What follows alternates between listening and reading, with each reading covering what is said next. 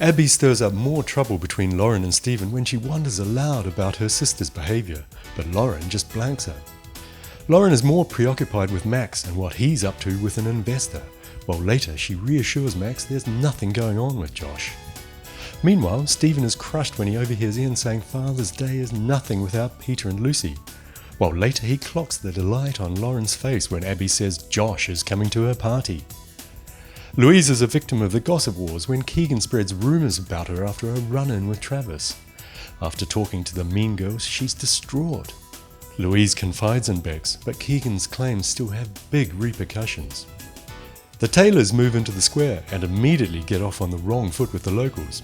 Ted and Joyce in particular are nervous about the arrivals. Jack is struggling to cope with the kids and gets a pep talk from Kush. He realises he needs more help and starts looking for a nanny. Next, we check in on the street.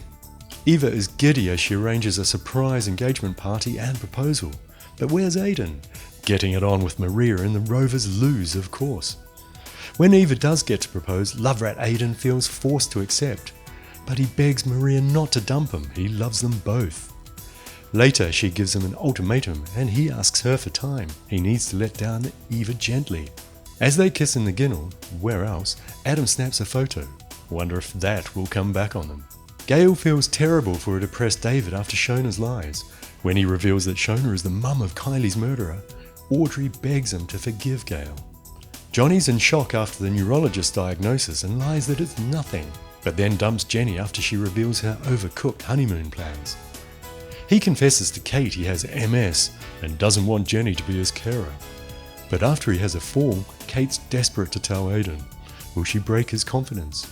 Ken offers to pay for a therapist for Daniel, but he decides to see Dr. Feelgood and self-medicate. Robert and Adam soon find him unconscious.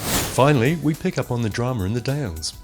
Rona's feeling strong despite Marlon's reluctance to let her spend time with Leo.